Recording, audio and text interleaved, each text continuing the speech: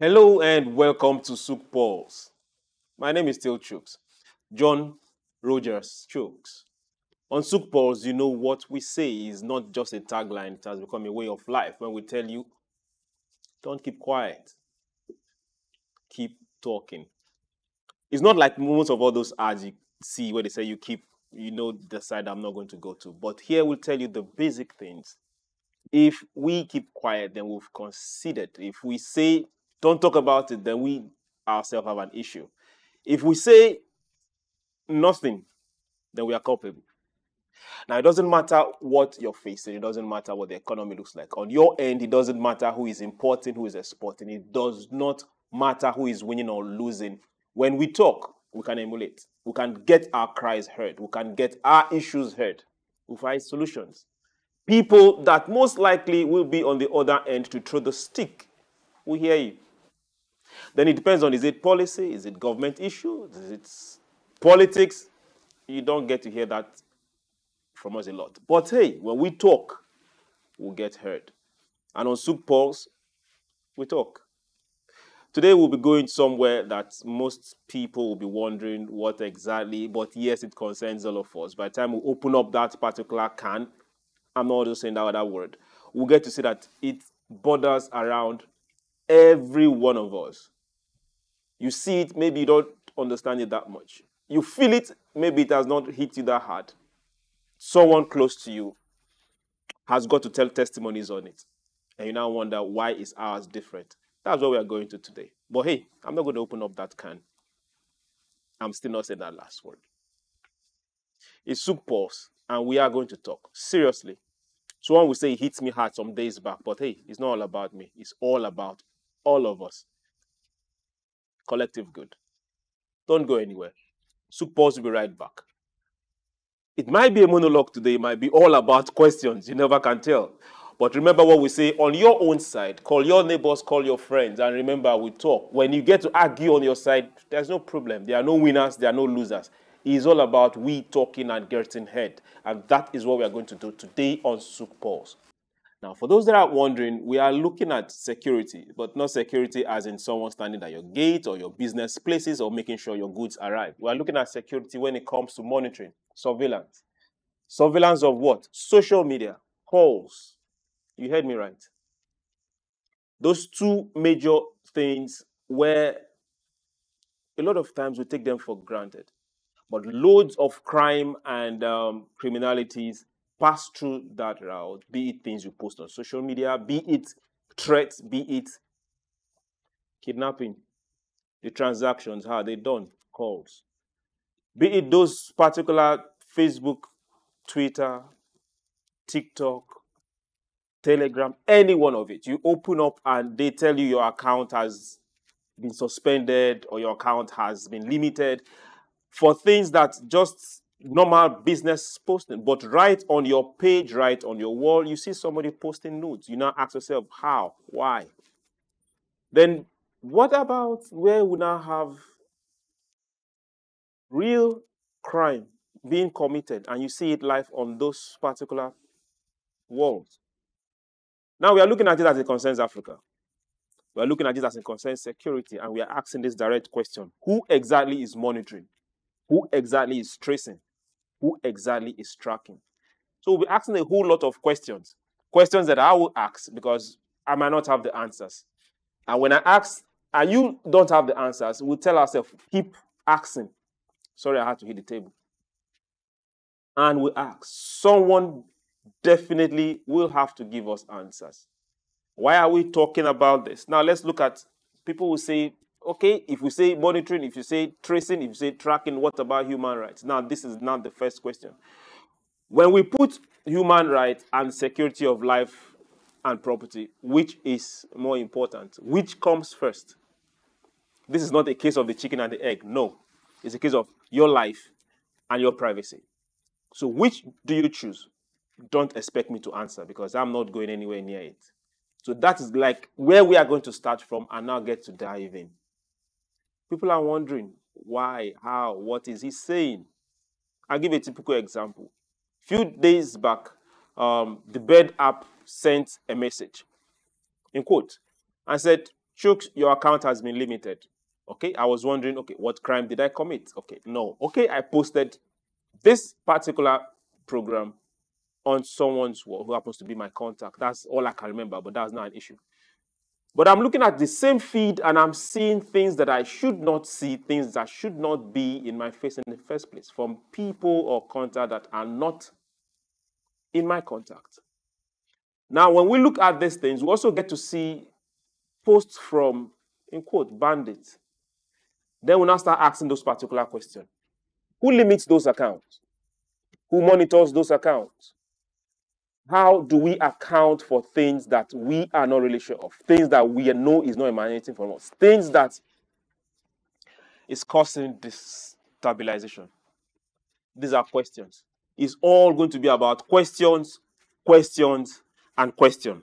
Now I ask again, this is like the simplest thing the primary school child can answer.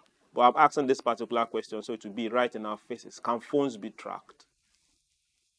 You've answered already, yes? Can phones be traced? Can calls be traced? I guess you've answered also. What about social media accounts? Can they be traced? I guess you've answered also. Then now that brings us to the next question. Then why are we having kidnappings in Africa, in Nigeria, and phones are used, and still we don't have people traced and accounted for? That's the question that is just out there. Don't expect me to give you an answer. Now, this goes on and on and on. So that still begs for an answer. Who exactly is watching? Then if the person that is supposed to watch is not watching, who is watching the person that is supposed to watch? That brings us to the next question. If we say that a stitch in time saves nine, which means if you can't stop a crime before it happens, then we are a bit safer. Then who exactly is tracing? Who exactly is tracking? People come out with different forms of testimonies how they escaped from, in quote, dangers that they shouldn't be in the first place. But we'll get to see a whole lot of money either transferred or money dropped somewhere. We now start asking those same questions again. Now, let's leave the social media. Let's leave the phones. If monies were paid to transfer, how? You're wondering what SOUQ Pause looks like today, right? It's more of a monologue and a whole lot of questions that we have to keep asking because we have not taken it seriously on ourselves to ask these questions. We have not taken it seriously on ourselves to look ourselves in the face and escalate things like this. People will say the police. Okay. What about the networks? What about the social media firms? On weekly basis, on monthly basis, let's now break it down. On daily basis and on hourly basis, Africans, Nigerians across board spend millions in dollars putting adverts on all these social media firms. Don't you think the government of Africa, governments across board should also hold them accountable when this post, this crime come through these channels? These are still questions we are asking. So now, who should we take our answers to? Who should we take the questions to? Who should we demand the answers from? The problem we are going to have is if we refuse to ask. That's where the first problem is.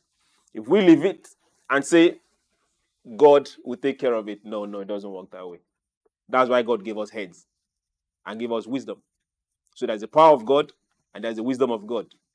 So when God expects you to use wisdom and you're waiting for his power, bro, sorry. It is our responsibility to act as human beings and ask questions and demand answers. It's me musing over a whole lot of things that are circling my head. My name is Chooks, John Rogers Chooks, and this is SOUQ Pause. Well, you know that already. I have a guest who is joining us virtually. He is a digital security surveillance analyst. His name is Mazi Chukwuemeka Ukebu. He's joining us from far away from Lagos. You're welcome, Mr. Emeka Ukebu. Welcome to SOUQ Pulse.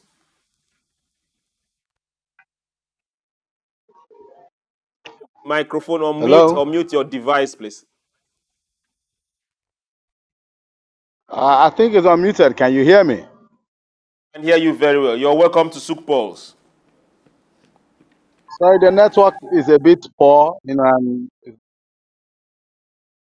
uh, the natural Nigerian issues. Okay, we can hear you though. When you still say your network is poor, no problem. We can hear you. Welcome to our side and neck of the wood. Now, let's start directly from a continuation of our questions because that is where we've been going all this while. And we are looking at security monitoring of social media calls. And I didn't add when I was talking. Monitoring of human beings too. Are we doing it right? So, Mr. Emeka Ukebu, can you give us more like a basis? We want to ask between who exactly should we be monitoring and who should we not be monitoring? Should that really be an issue, or there is a system that is set to just monitor issues? Okay, thank you so much for that question. Uh, Monitoring calls, monitoring, tracking social media accounts, all this is made possible through technology. All this is very, very possible. But because of the kind of infrastructure that you need to put in place to monitor everybody. Come on, Nigerians. Let's say the telephone density, if I'm not mistaken, should be above 50 million. There should be above 50 million people that own cell phones in Nigeria. So if you put infrastructure to monitor 50 million people, monitor their calls, monitor their messages, monitor their social media accounts, it's going to be humongous. So while the ability this is available, what happens is that you only monitor persons of interest. Persons of interest. So if you know somebody who is a person of interest in an investigation, you can request for his calls to be monitored. You can request for his whereabouts to be, tracked, for him to be tracked and traced. There is something that is called analyzing. You can take his number and via technology, you can analyze and know those who have been calling him. That way you establish his network, establish his known associates, we call it in security, his known associates. So if he's unavailable, you can actually obtain those people, like arrest them, and use them to get to him. So all this is possible through technology, but you cannot monitor everybody. You can't say you're going to be monitoring everybody, that has a telephone. It is possible, but it will cost so much, to our government to put that infrastructure in place. But persons of interest. So that is the who. That is who you monitor. Persons of interest. Person who have Persons a of criminal interest, record. that is the who you monitor. You're looking at phone calls, you're looking at, okay now. Let's go back to social media. If we say some particular keywords are just there, once your keyboard strokes any one of them, it rings an alarm. That we know for sure is obtainable in some countries. If you go to the Middle East, there are some things you can't post. You dare not. The social media handle itself will tell you, no, you can't post this. But when you come to Africa, everything goes.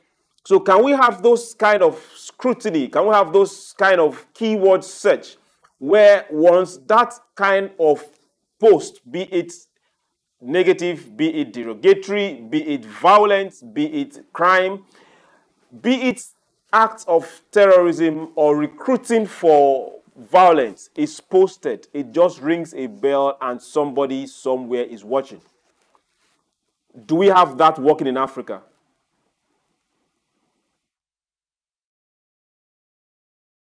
Like I said earlier on, the technology that we have in place for our telephony, the basic technology is in place, but the capacity to do it on a large scale will have to be paid.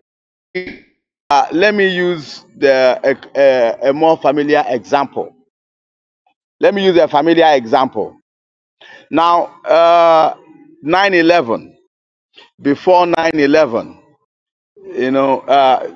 the telephony with this capacity was in place in America, GSM network and all that was in place.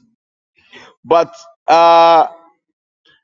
they did not have a unit like the Homeland Security Unit.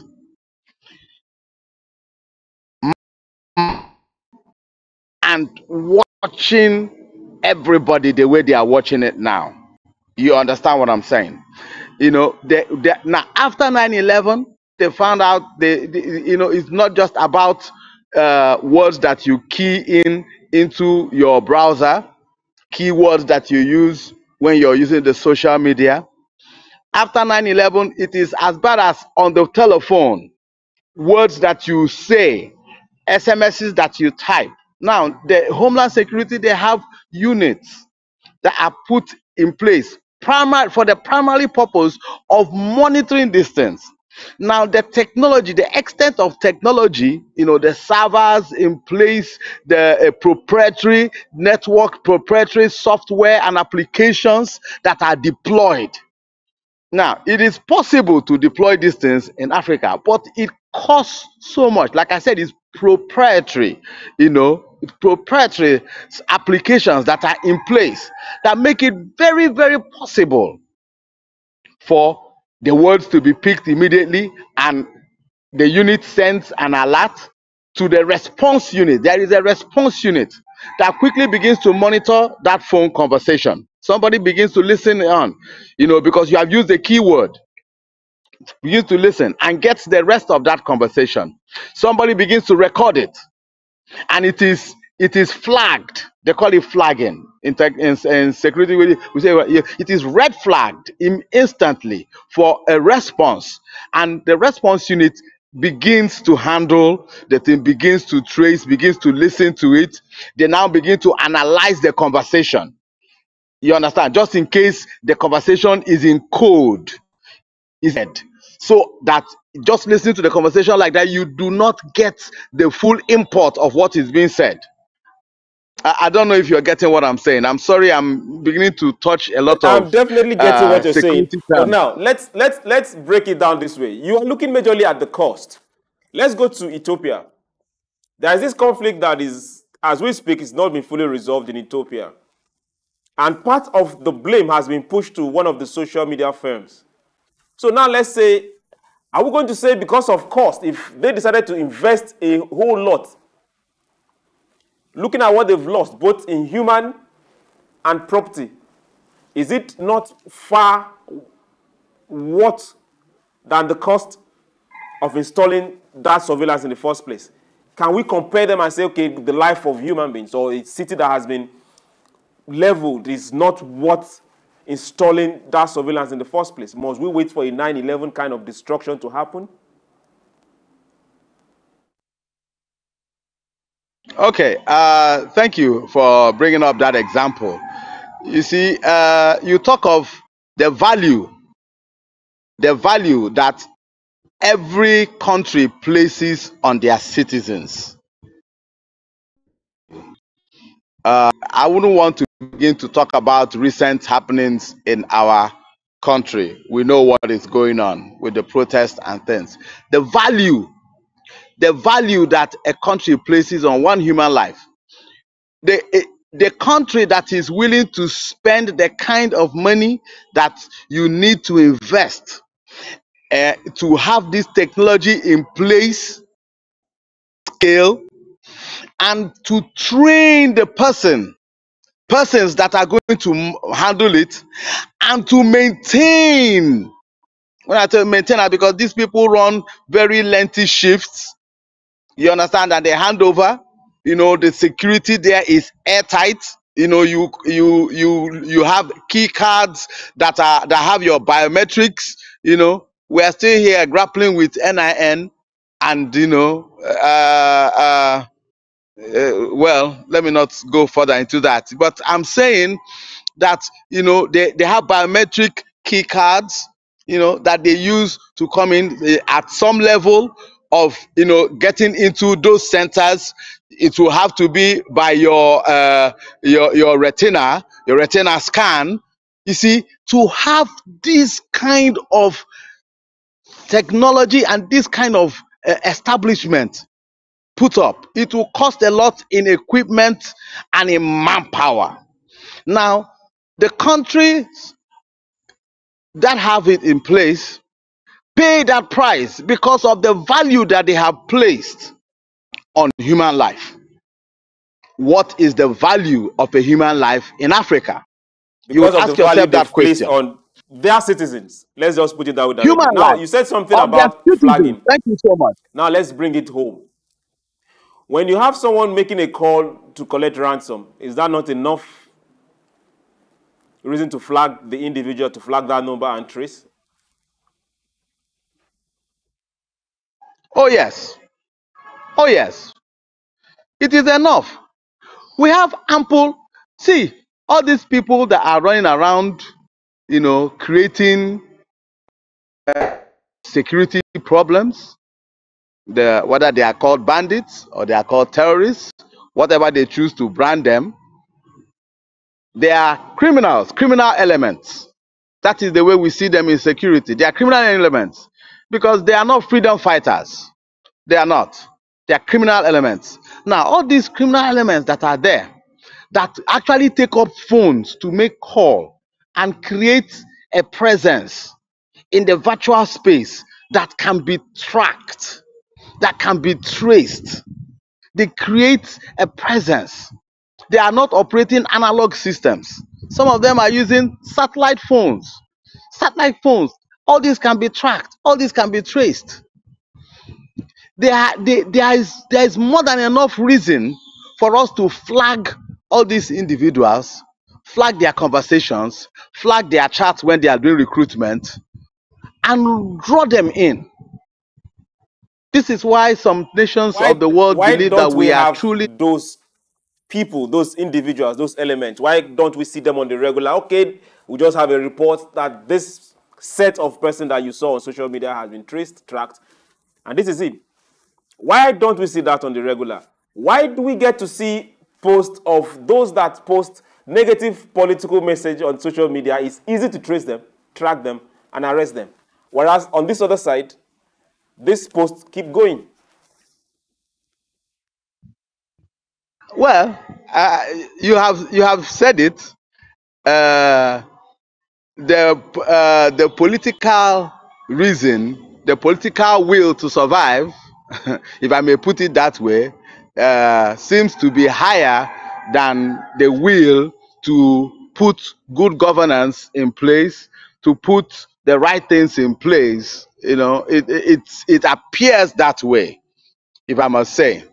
Because when you post something about something negative, I want to make a little joke about this. In the last administration, somebody named his dog after the president, and he posted it on social media. And the next day, they were at his doorstep. They were at his doorpost. And he had to come and answer for that. Yes, the monitoring is right now more directed towards political survival and keeping administrations that are really not doing what the people desire or self-serving purposes than going all out to pick up words and terms that are related towards destructive, call it terrorists, call it IPOB people, call it dissidents, criminal elements. I think the political, apart from the cost, the political will also needs to be there. Political will needs to be there. I don't know if I've answered your question. We're looking at surveillance as it concerns monitoring calls, social media posts, and monitoring human beings as well. Why? Security reasons. Why? Because of the things that we get to see online, because of threats, because of banditry, terrorism, kidnapping, and all sorts. Same thing that happened with calls too. Now we've had Mazi Chukwemeka Ukebo, who is a security expert, and he's been shedding light on this and answering some of the questions we are throwing out. But now let's look at responsibilities, both for the networks and for the security agencies within Africa. So Mazi Emeka, are you still there with us?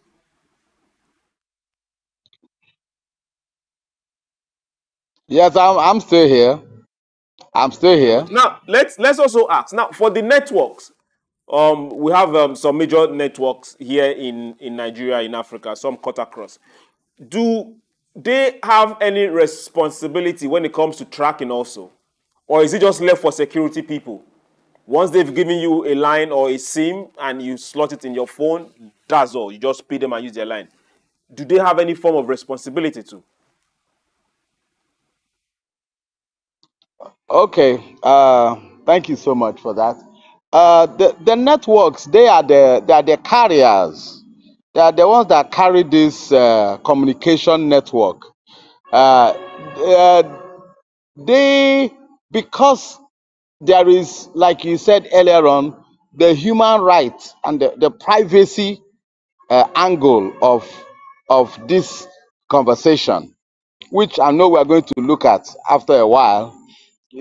Because somebody's private conversation is a person's human right to his privacy, the right to be able to communicate privately. You understand?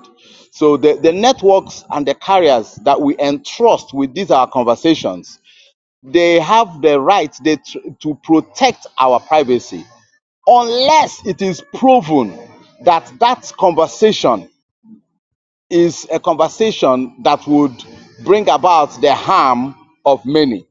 That is a flagged conversation, a conversation towards terrorism, or towards a crime, planning towards a crime.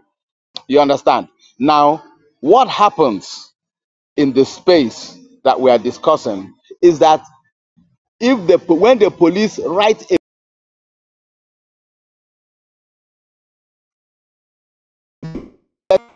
that there is Okay, a go ahead.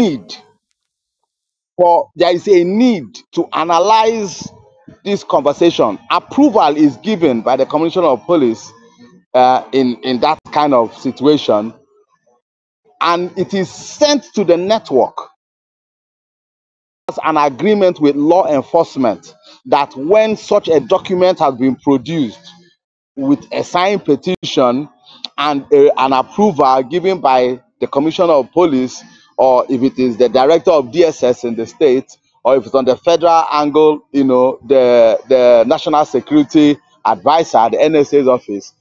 Once this approval has been given, those persons of interest or those particular numbers will be either analyzed or traced or tracked. So it is not just that law enforcement by themselves decide to go out of their way or decide to tap into these networks. No, there's an agreement and there's a process. There's a process because there's so many there's so many people that are online, and privacy is an issue. Privacy is a right. It's a human right. Your right to private conversation, or the privacy of your goings and your comings, your right to free movement. You see, this only becomes an item or something that is relevant to an investigation when the networks are approached and these procedures are followed. They now give access to these conversations. They give access to the people that have reached out to that particular number or that particular person of interest. They give access to the person's location, because with these devices connecting to cell sites as we go, it actually maps the movement of the carrier of the SIM as long as it's active. Even when it's inactive, there are ways of generating the movement of these devices or the carriers of these devices such that it's very easy to track the person. Now, this is why when people want to avoid the dragnet of law enforcement, they go analog. You see them, they do not use phones. You see, there was a time that some Boko Haram fighters were arrested and they were seen with two-way radios, analog two-way radios. They seem to want to stay off grid. So back to our question, I just wanted to bring that in to explain what I'm saying. They wanted to stay off grid. Back to our question, the telecoms organizations, the carriers of this network, they have their own responsibility to make this information available, to make this data available, but only at the behest of security agencies, and only when they have the right authorization of, let's say, commissioner of police or director of DSS, or depending on the law enforcement agency that is involved in the thing. When they have all these authorizations, they will grant, as it were, guided access. They will, even by themselves, elect to get this information and make it available to the law enforcement agent. Okay. Now let's look at the social media firms. Regularly, we get to see, be it the House in the United States or the Senate, quiz the CEOs of these firms on a regular basis. Sometimes on issues they fail at, and they get to the truth. Some of the CEOs, we agree that they failed in one place or the other, and we see fines dished out. Same thing happened in EU countries. We get to see fines or tax one way or the other, and they pay. Now, when it comes to Africa, we don't get to see this kind of things, but a lot goes on within Africa on this particular social media firms and their handles and every part of them. Are we playing the sleeping dog, or we are just passengers in the car wherever the driver is taking us, we move? Okay, thank you for that question. The social media companies, they have their own responsibility to ensure that, depending on what they have agreed on with the like NCC, concerning operation within our space, there are countries that go the extra mile to define the kind of interaction, the kind of use that they want this social media to be put to within their space, within their borders. I remember that at some point, in some Muslim countries, they were not allowing Facebook. They were not allowing Facebook, and when they agreed to allow Facebook, there were conditionalities, there were terms. You see, it's not just open. There were terms for the operation or the access of that application, to be used in their country or in their space. You remember when Twitter was banned in one of our previous administrations, and people who wanted to be on Twitter had to use some different virtual connection, to get access, where it would not show that the IP address is from Nigeria. They had to create, VPN connections, to mask the IP address or to show that it's from another country, because Nigeria had blocked access into the network. Now, it's not just open like that. Just because you can click on it and you can see it, you think it. No. Now, we have to define for ourselves Some countries go as far as define content, the kind of content that they want their people to, display or to have access to when they connect to these social media networks. Now, the way you have seen that they have been fined in those countries or in continents or in, the assemblage of countries like the EU and all that, is where they have gone and done something that is contrary to what was agreed on, what are the terms, for use and deployment and for access. Maybe they have, violated it, maybe by giving access to content that, hitherto was not agreed for. I don't know if you understand what I'm saying. So Yes, a sir. lot of time we, Yes, go we ahead. Go play ahead. we Now, play okay, now the let's start rounding up the because politics. We play the our time is politics of almost telling us to pack out of here. When it comes to surveillance, when it comes to monitoring, what are we not doing right as a country and as Africa? What exactly are we not doing right? to pay the price. We must pay the price to put in place the kind of technology that will help for mass monitoring. But we are a very political society. The African society is a very political society. I don't think the English knew they were creating this kind of society when they left us. The Nigerian society is very political. There are statements that someone can make and you flag it and he'll tell you that he was just kidding. That you know, so sometimes it can lead to false fake arrests, all sorts of things. People will say, I was just joking. We're a very political environment. So such a deployment could make our polity a more serious-minded place. I'm sorry. I had to make a joke on that. Uh, we need to get serious about monitoring, and we need to throw privacy and I don't want to be quoted, and the liberties of people. We need to set it aside, so that the security challenges that we have here can be easily sorted out. There are people that are every day on the social media. They are being recruited for terrorist groups, for all sorts of uh, groups that work sublimely against the government. With all sorts of, because there is really no regulation for what happens on our social media space. In Africa, we need to take it serious. In the Middle East, it is very serious. In places where they have that there is a lot of use of this medium to recruit people, to even indoctrinate them.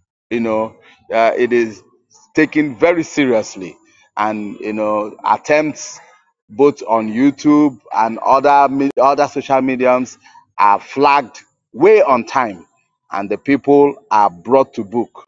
Sometimes, if you think that those activities are not being flagged, sometimes they are waiting for them to fully incriminate themselves, so that when the arrest is made, it will not spook others. Sometimes they wait long enough for the person that is doing those things to reveal the links, to reveal other known associates, so that the dragnet can be wide and effective. So it's just for a short while that they live in. I believe all of us know when there are YouTube videos of ISIS cutting heads off. Sometimes those things were allowed for a bit, so that law enforcement can track and trace and confirm, those kills, and confirm both the victims, and confirm perhaps the location of those people, of the fighters, so that they can be quickly arrested. Mm. Africa needs to wake up, Thank define you very much, the Mazi basis of our Chukwemeka.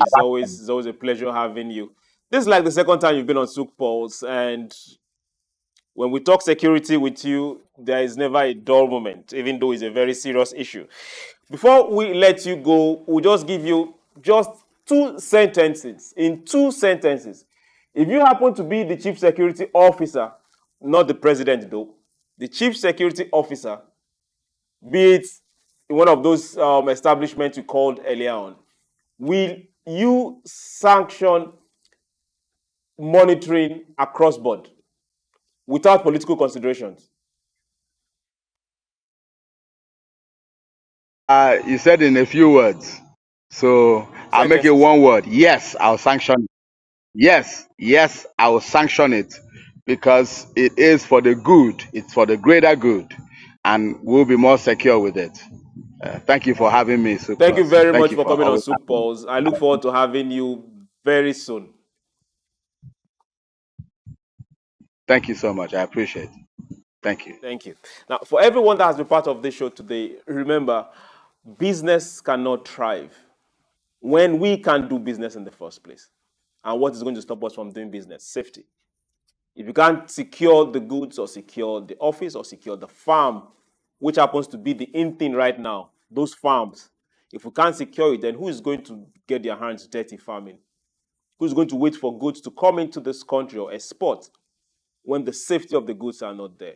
We say, let's get productive. We can get productive when the environment is safe to do business. We won't be doing business and be running or sheltering or looking for a bunker to hide. That's a no-no. And to everyone that has access to a social media handle, and you know you use your social media handle for business and for good, and you also know that you know somebody that's using it not for good, there's nothing wrong in telling the person, bro, easy, slow down. Don't make life difficult for others. We'll give ourselves a very good name when we all talk. I want to say thank you for everyone that has been part of this particular beautiful show, this Good Monday. To the camera people, thank you. Austin, Black, GK. To those in the MCR, Gladys, Patrick, and Godson that is not here, quick recovery.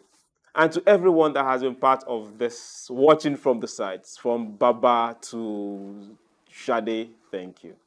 And remember, everyone out there, if you're still protesting, stay safe and make sure you don't destroy anything. It belongs to you in the first place. My name is Chooks, John Rogers Chooks. We'll do this again tomorrow.